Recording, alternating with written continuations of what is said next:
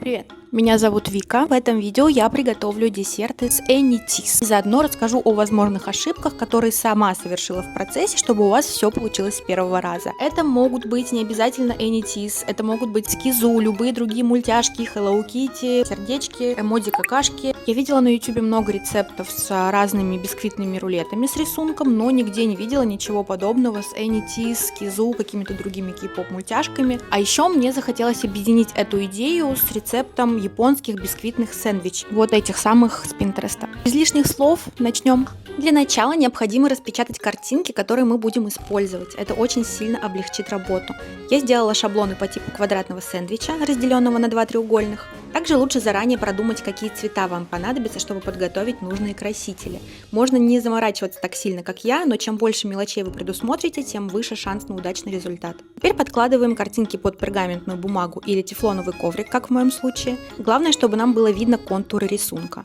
И готовим тесто для рисования. Оно будет отличаться от основного. Нам понадобится яичный белок, мягкое сливочное масло, мука и сахарная пудра в равных пропорциях. У меня по 50 грамм каждого ингредиента. Объединяем ингредиенты между собой, а получившееся тесто разделяем на несколько частей. Необходимо примерно определить, какого цвета понадобится больше, а какого меньше, и подкрашиваем. Для удобства переливаем цветное тесто в кондитерские мешки.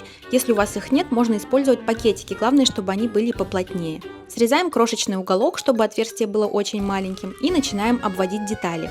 У меня это основной контур, глаза, нос и рот. Убираем в морозилку минут на 10. И здесь меня поджидал первый факап. Когда будете класть в морозилку свои заготовки из теста, убедитесь в том, что на ваших пакетах с брокколи, вот этими какими-то замороженными ягодами лежит что-то более плоское, с ровной поверхностью. Например, доску разделочную можно положить. Потому что в противном случае тесто может очень некрасиво растечься. I'm Mingy. Everything genius. Thank you. Добавляем остальные детали и заливаем мордочки цветом. Если на этом этапе возникают сложности, что обвести первым делом, а что следом, представьте, что вам нужно нарисовать мордочку маркерами на бумаге. И на пергаменте просто рисуйте в обратной последовательности. Снова убираем в морозилку, а духовку включаем разогреваться до 150 градусов. И готовим основное тесто. Яйца взбиваем с сахаром до воздушного состояния. Если не уверены в мощности своего миксера, можете взбить белки и желтки по отдельности. Добавляем просеянную с разрыхлителем муку, замешиваем лопаткой аккуратно, чтобы не разбить пузырьки воздуха и тесто не перестало быть пышным. Затем перекладываем в отдельную миску несколько ложек теста, объединяем с молоком и маслом и возвращаем к общей массе. Выливаем на пергамент, распределяем более-менее равномерно и ставим на 15-20 минут выпекаться. Следите, чтобы не образовывалась слишком темная коричневая корочка, но зубочистка при протыкании бисквита должна выходить чистой. Теперь время крема. Творожный сыр 350 грамм и 70 грамм сахарной пудры с ванилью взбиваем до гладкости. А вот сливки лучше взбить отдельно, так крем точно не будет жидким. Объединяем массы между собой, крем готов. И, наконец, сборка и мой следующий фейл. Чтобы вырезать одинаковые кусочки бисквитного хлеба, я использовала обычный пластиковый контейнер. Получилось очень даже ничего. Главное, одинаково по форме и размеру. Но дальше я заранее думала о том, что обязательно нужно разметить себе на рабочей поверхности, как именно выложить ягоды и фрукты, чтобы в разрезе получить то, что я хочу. И я ведь разметила, но почему-то и разметила, и выложила фрукты в противоположной диагонали. Короче, это покажется супер очевидным, но представим, вот ваш будущий сэндвич, вот разрез. И ягоды вам, соответственно, с фруктами нужно выкладывать вот так по этой диагонали вашего будущего разреза. Казалось бы, что сложного, да? Ты сказал, что ты шаришь в этой теме, Мы с такими задачами не справляемся. С первого раза, по крайней мере. Ну и вот эффекта вау не случилось. Я в ужасе попыталась пофиксить ситуацию, это максимум, что получилось. Сразу после разрезания я бы оценила их на 6 из 10, но после ночи в холодильнике они превратились в нежнейшие пирожные. Бисквит пропитался, крем стал плотнее, есть их стало удобнее.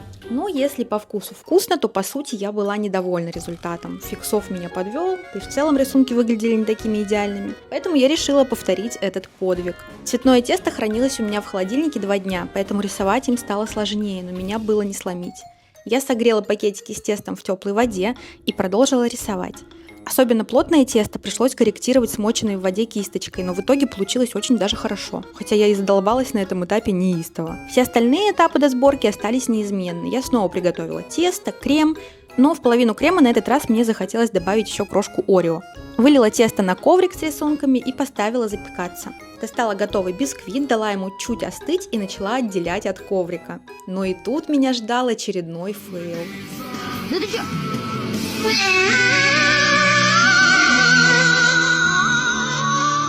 Мне этот мир был уже абсолютно понятен, и я просто дорисовала оторванные части мордочек тонким контуром теста и поставила в духовку еще на 5 минут.